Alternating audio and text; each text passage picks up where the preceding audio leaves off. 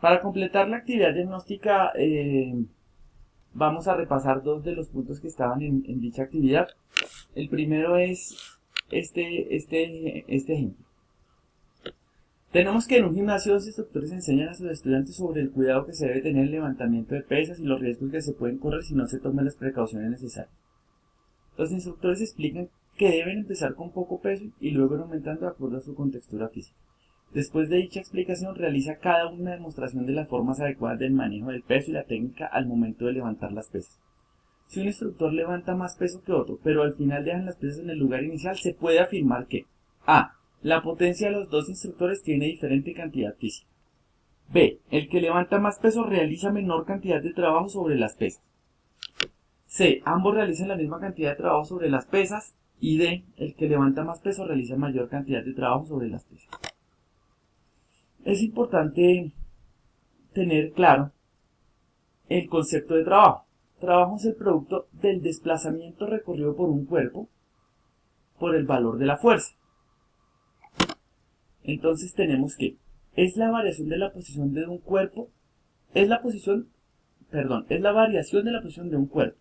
Es un vector cuyo origen es la posición del cuerpo en un instante de tiempo que se considera inicial y cuyo extremo es la posición del cuerpo en un instante considerado final. No depende de la trayectoria seguida por el cuerpo, sino de los puntos donde se encuentre en los instantes inicial y final. Es decir, que si un cuerpo parte de determinado punto y realiza una trayectoria muy extensa, una distancia muy extensa, no importa su trayectoria, si vuelve al mismo punto donde partió, el desplazamiento es nulo. No existe, es cero. El desplazamiento es esa posición entre el punto inicial y el punto final. Entonces tenemos que, si un instructor levanta más peso que otro, pero al final, a eso viene la explicación que acaba de dar, dejan las pesas en el lugar inicial, o sea, partieron de un punto y las dejaron en el mismo punto, entonces fuerza, el desplazamiento es cero. Entonces, sea cual sea la fuerza, multiplicada por un cero, que es el desplazamiento, pues nos va a dar cero. Por eso la opción que se acomoda, la opción que describe nuestro ejemplo, es que ambos realizan la misma cantidad de trabajo sobre las pesas. En el segundo ejemplo, el movimiento en 2D se compone de dos movimientos. Un movimiento rectilíneo uniforme en dirección horizontal X y un movimiento rectilíneo uniforme acelerado en dirección vertical Y a nivel de Y. El movimiento se considera acelerado debido a la presencia de la gravedad de la Tierra que actúa sobre todos los cuerpos.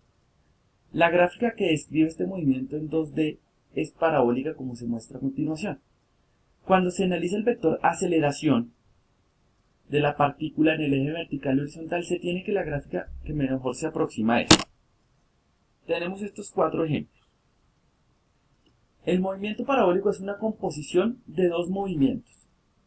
Uno que es movimiento rectilíneo uniforme en el eje horizontal, en el eje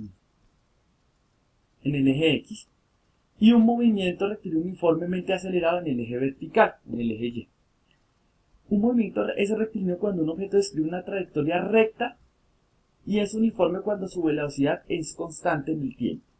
Entonces mantenemos esa aceleración sin cambios de aceleración, por eso podemos decir que es un movimiento rectilíneo uniforme sobre el eje X, dado que no existirá ninguna variación de la velocidad.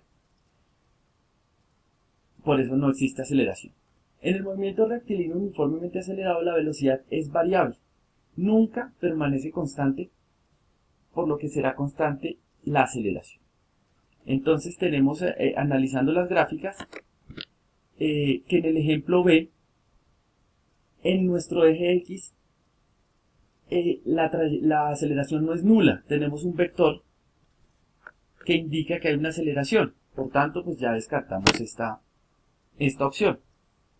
En los otros tres ejemplos tenemos que la aceleración es nula en el eje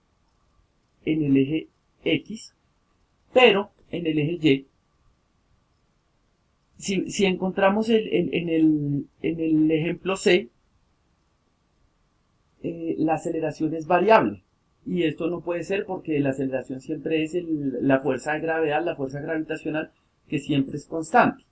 Entonces, aquí no, aquí encontramos que cada vector tiene diferente, es variable, no es constante en la aceleración, entonces el ejemplo C no puede ser.